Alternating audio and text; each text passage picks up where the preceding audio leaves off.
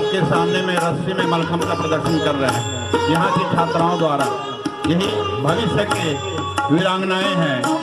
रानी लक्ष्मीबाई जैसे विदुषी और वीरांगने तैयार होंगे यहाँ की इस भूमि से।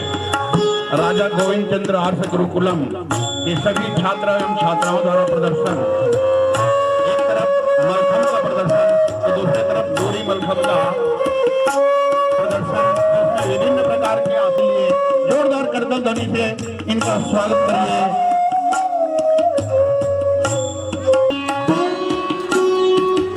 जोरदार में ताली। देखिए योग के मुद्रा में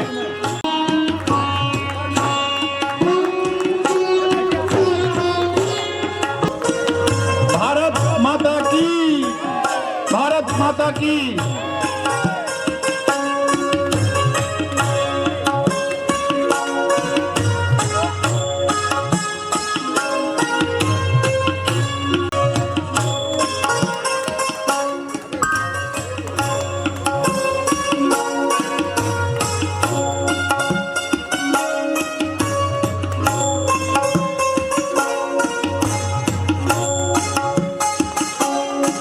बहुत सुंदर, बहुत सुंदर, बहुत सुंदर।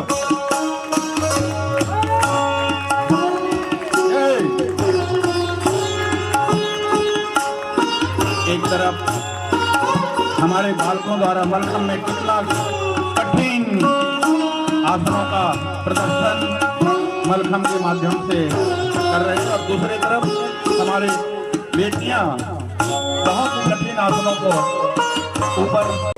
ठीक है, बोलना चाहिए, इसमें कोई दो राय नहीं है, लेकिन हमारा मकसद वो वही है हमारा और कर्मयोगी का कि मैं बोलूं कि मेरा फादर महान है, इसमें क्या है। गांव लोग जब बोले कि केशुभाई का फादर महान है तो महान होता है, मैं तो मेरा फादर है तो मैं महान बोलूं। तो हमारा इरादा वही है कि जो हम पे हर रोज अटैक करता है, कौन करता है बताने की मेरे को जरूरत नहीं, वो भी एक दिन बोले कि भारत महान है, मेरा निकल जाना चाहिए भारत महान है। मेरा जब तक रहेगा तब वो सांप्रदायिक वर्ड्स है, ये सेल्फिश वर्ड्स है। इसलिए इस अभियान का वही भी एक मकसद है। तो करने के लिए हमें क्या करना पड़ेगा? तो पहले हमें पुरुषार्थी बनना पड़ेगा, बाद में हमारा शरीर को जो नुकसान कर रहा है, जो खाना पीना उठना बैठना, वो तरीका भी बदलना पड़ेगा।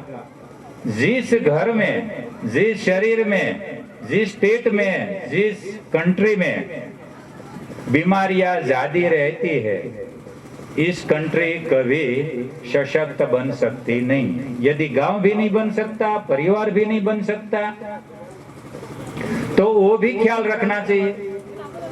तीसरा, हमारी जो भी हम कमाते हैं उसका मैनेजमेंट होना चाहिए। किसने क्या लिया, क्या दिया, क्या कहा, क्या सुना, इसमें हमें नहीं जाना चाहिए।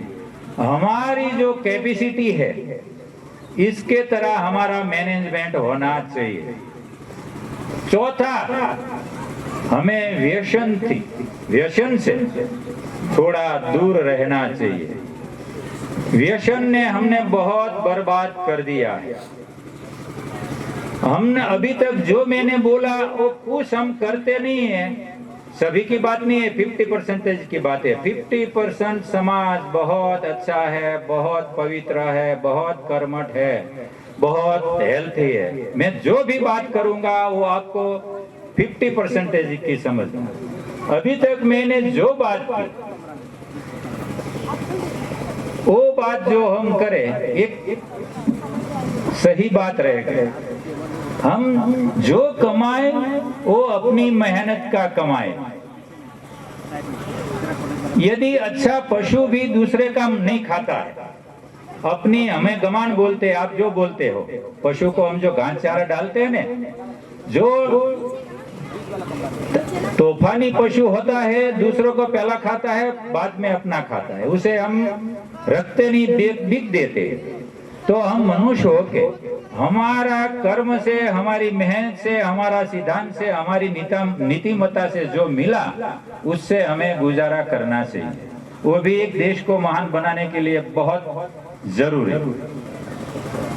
अब मैंने अभी तक बोला वो हम करते नहीं है, वो हम हर कोई भी कंट्री, कोई भी संप्रदाय, कोई भी ईश्वर को मानने वाला सुबह और शाम ईश्वर के सामने जाके प्रार्थना करता है, पूजा करता है, अर्चना करता है, उपवास करता है, बहुत क्रिया करता है।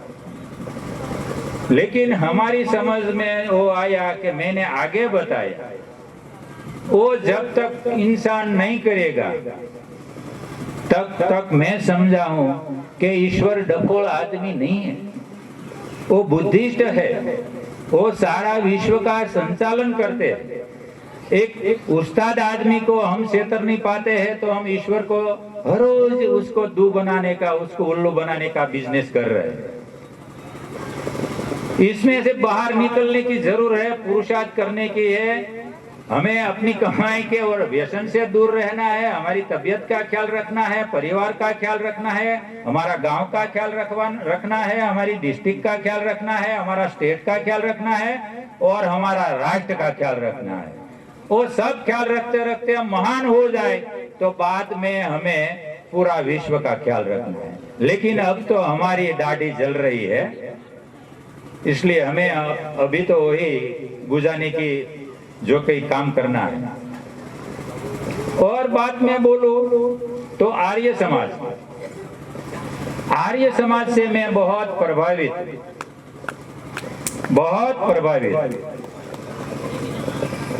आर्य समाज जो करता है उनके सामने हमारा अभियान कुछ नहीं है। मैं समझता हूँ वही बोलता हूँ।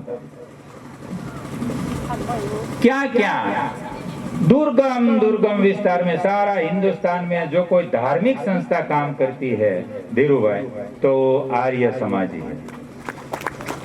सारा भारत में धार्मिक संस्था यदि जो राष्ट्र में खड़ा करने के लिए, मानव खड़ा करने के लिए जो काम करती है तो आर्य समाज। लेकिन किसी बुरा मत लगाओ, मैं आपका जो भी आर्य समाजी यहाँ बैठा है उसके चरण में वंदन करके बात रखना चाहता हूँ। कोई भी कितना पवित्र विचार हो, कितना भी आप हार्ड वर्क कर लो, कितनी भी आप में नीतिमत्ता हो, लेकिन समय के साथ नहीं चलता है, उसको समय उठाकर फेंक देता है। वो आर्य समाजी को सही ढंग से समझने का थोड़ा लेट हो गया है, लेकिन इतना लेट नहीं हुआ है। अभी खड़ा होके दौड़ने का भी रास्ता खुला है, लेकिन अपनी रूटी से बाहर आने की काफी जल्दी, तुरंत जरूरत है। क्योंकि 150 साल पहले जिन्हें आर्य समाज की स्थापना की, जिसका नाम महर्षि दयानंद सरस्वती, इतना हिम्मतवान, इतना वैदिक संस्कृति का प्रचारक, इतना उन्होंने इस टाइम भारत का जो रूढ़िगत रिवाज था उनमें फेर बदल किया। उन्होंने जो संस्था की स्थापना की, वो संस्था अभी पकड़कर बैठ गई। उसे थोड़ा समय के साथ बदलाव लाना काफी जरूरी है। क्यों? मैं सभी जगह बोलता हूँ, हमारे समाज में भी बोलता हूँ। पहले कहाँ भी कोई शास्त्र में 4 व्हील लेके घूमने का कहाँ भी लिखा है? हम घूमते हैं। कहाँ भी इलेक्ट्रिक यूज था? कहाँ भी लिखा है कि आप इलेक्ट्रिक यूज करो? हम करते हैं। सब कहाँ भी गैस का यूज करना लिखा है? पुरानी बात कहे तो कहाँ भी एलोपैथी का सेवन लिखा है? तो हमें जो जरूरत है वो हम बदलाव करते हैं।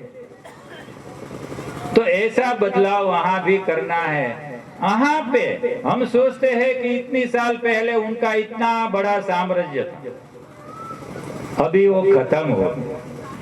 तो मैं मेरे स्टाफ को, मेरे बेटे को, मेरे मित्र को, मेरा सगा संबंधी को धीरू भाई हर हमेशा बोलता हूं, मैं जब बिजनेस में से आउट हो जाऊंगा तो मैं कभी बिजनेस के पे डाउट नहीं करूंगा।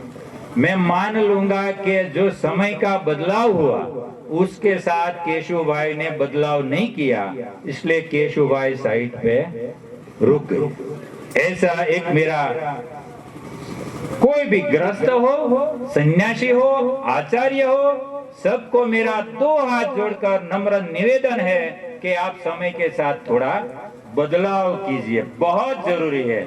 मैं मेरा हृदय की वेदना की बात कर रहा हूं, यदि आपको समझ में ना आई तो माफ करना, मैं आपको प्रणामी दंडवत करता हूं, लेकिन आप जो अपनी रूढ़िगत समझ में बदलाव नहीं लाते हो, उनका गरीब आदमी को बहुत नुकसान भोगना पड़ता है। सनातन संस्कृति को बड़ा नुकसान हो रहा है, भारत राष्ट्र को बड़ा नुकसान हो रहा है। जो कर रहा है, आप जो कर रहे हो उनसे फायदा हो रहा है, लेकिन जो आप समय के साथ जो बदलेंगे तो गुनाकार में कहीं गुना हिंदुस्तान खड़ा होगा, संस्कृति खड़ी होगी, हमारा संस्कृति वैसे ही बढ़ेगा। ऐसा मेरा एक आपसे प्रार्थना है। अब यहाँ पे स्टूडेंट बहुत है, स्टूडेंट प्लीज थोड़ी देर बाद सुने।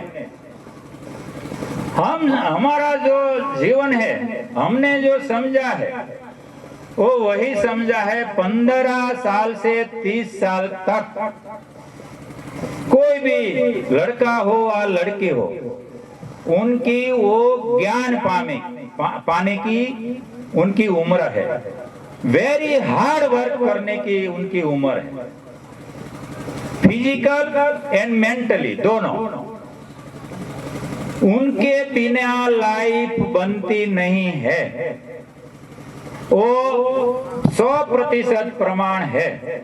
लेकिन हम क्या करते हैं, अपना बॉडी लेकर क्लास में बैठ जाते हैं, क्लास से छूटा हम जो स्टडी करते हैं, होमवर्क करते हैं तो भी बॉडी लेकर करते हैं। एक प्रकृति का नियम है, मन बुद्धि चित्त अहंकार जब चारों एक लाइन में होता है तब आदमी को कुछ याद रखने में कोई दिक्कत नहीं रहती है, आदमी फर्स्ट लेवल पे पहुंच जाता है, चाहे लड़का हो या लड़की हो। लेकिन हमारा दुर्भाग्य है, हम फिजिकल बॉडी से क्लास में बैठे हैं, हमारा मन कहीं और घूम रहा है, बुद्धि कहीं और, चिंतन कुछ और हो रहा है, हमारा हम कुछ और कर रहा है। इसलिए हम जो कर रहे हैं, हमें लगता है कि इतने घंटा हमने काम किया। जो मन बुद्धि चित्त अहंकार से काम करता है, इसमें ज्यादा घंटों की जरूरत रहती नहीं है, वो क्वालिटी वर्क होता है। वो सब मिलाकर जो स्टूडेंट्स काम करता है, वो बड़ा होकर वो जिसकी बीबी बनेगी, जिसकी वाइफ बनेगी, अदरवाइज जिसका हस्बैंड बनेगा, और जिसके वहां वो पैदा हुई या पैदा हुआ, और उनके वहां जो पैदा हुएगी या होएगा, कोई दुखी नहीं होगा, क्योंकि वो सक्षम है। लेकिन 15 साल से 30 साल तक जिन्होंने आलस रखे, जिन्होंने मन बुद्धि चित्त अहंकार साथ में रखकर जिन्होंने वर्क नहीं किया, और जीवन भर मैंने बोला उनका माँ बाप, उनका बेटा बेटी, ना उसका भाई भतीजा, उनकी वाइफ हो तो वाइफ, उनका हस्बैंड हो तो हस्बैंड, सारी लाइफ दुख में, वो सारा फूड नहीं खा सकते हैं, अच्छी दवाई नहीं ले सकते हैं, अपने बच्चों को अच्छी तरह पढ़ा नहीं सकते हैं, वो कुछ नहीं करते हैं, एक धरती पे एक बोझ की तरह जिंदा हुआ मुर्दा जीता है। और इसके लिए ही सबको बहुत मेहनत करनी पड़ती है। कोई समझते हम गरीब है, वो हमारा हाथों की बात नहीं है, किसके वहां पैदा होना। मैं आसाम में पैदा हूँ, छत्तीसगढ़ में हूँ, गुजरात में, महाराष्ट्र में, मेरे हाथ की बात नहीं।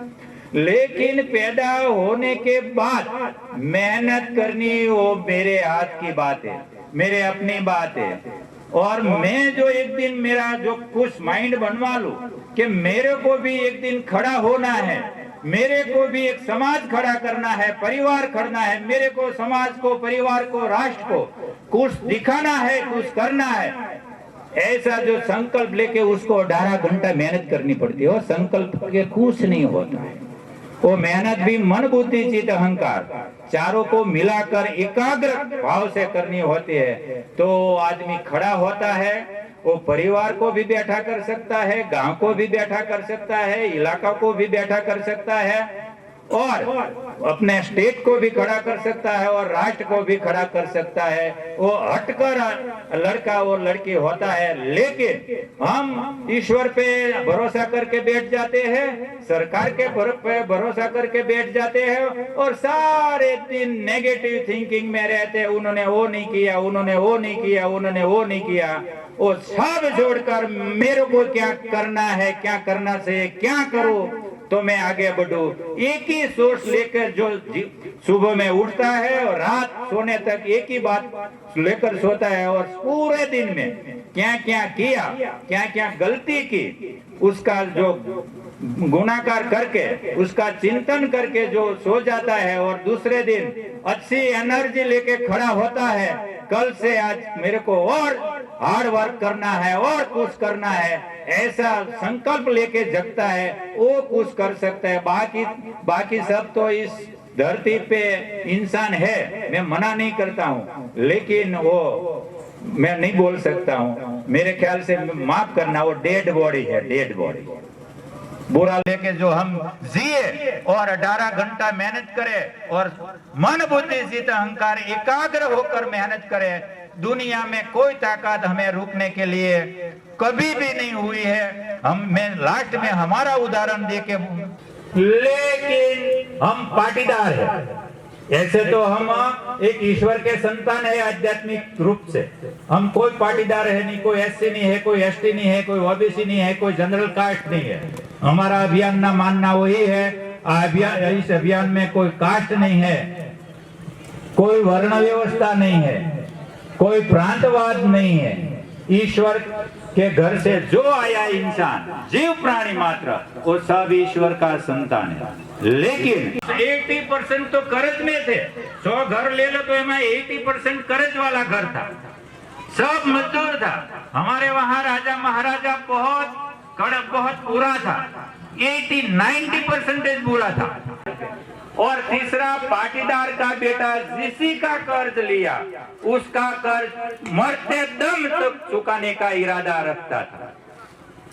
चौथा, पाटीदार, चौथा सब कहाँ भी जाए, जैसे दूध में के जैसे पानी में बेटा कहाँ भी जाए, कोई भी स्टेट, कोई भी राष्ट्र में जाए, वहाँ इजी मिलजुल के रहने की उनकी। इसमें से केशव भाई भी एक है, धीरू भाई भी है। मैं 3 तक स्कूल जा चुका गया हूँ। बाद में मजदूर के रूप में मेरे गांव से 21 किलोमीटर दूर मैं काम करने, गाय चराना, घास काटना, पानी पाना, इसको काम में लग गया। 2 साल मैंने खाना पीना और कपड़ा से ही गुजारा, मेरे को कुछ नहीं मिल रहा था। क्यों? मेरे घर में भोजन नहीं था। होता ही नहीं। एक जैसा दूसरा आदमी ईश्वर ने अभी तक बनाया नहीं है। किसी की कंपेयर करना ही नहीं, किसी की कॉपी करनी ही नहीं। लेकिन हम जो मन बुद्धि चित्त अहंकार से, नीतिमत्ता से, बाकी तो हाँ आकर आप सबको मिलकर इतनी खुशी रहती है। आप सब दिल से जी रहे हो, भाव से जी रहे हो।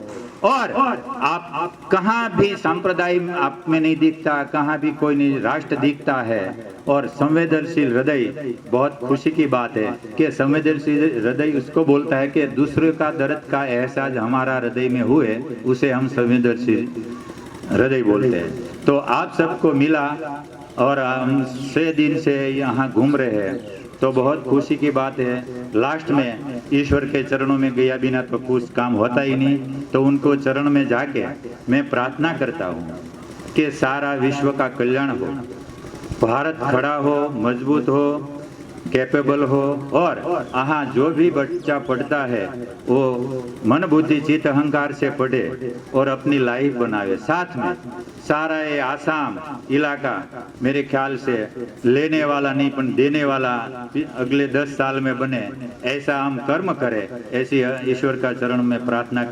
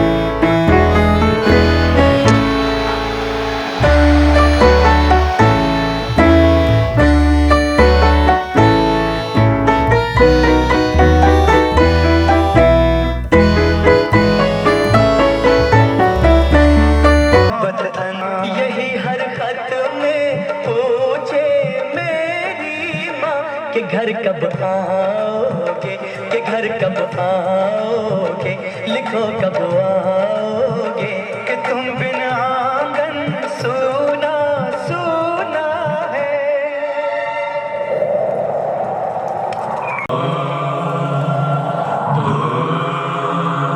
ऐ गुजरने वाली हवा दाता, मेरा इतना काम करेगी क्या, मेरे गाँव जा, मेरे दोस्तों को सलाम दे।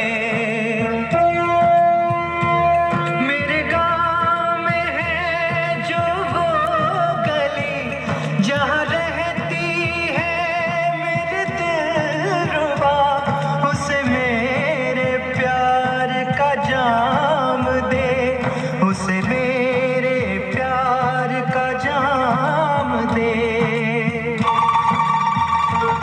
वहीं थोड़ी दूर है घर मेरा, मेरे घर में है मेरी बूढ़ी माँ, मेरी माँ के पैरों को छू के तो उसे उसके बेटे का नाम दे।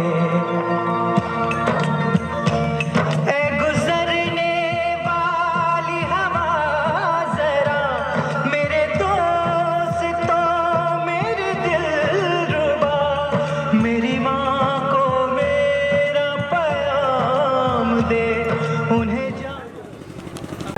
Na horsa jam na sagi jam kam guremba, na horsa jam na sagi jam kam guremba, na horsa jam na sagi jam kam guremba, na horsa jam na sagi jam kam guremba, na horsa jam na sagi jam kam guremba, kam gu kam guremba, kam guremba, kam guremba,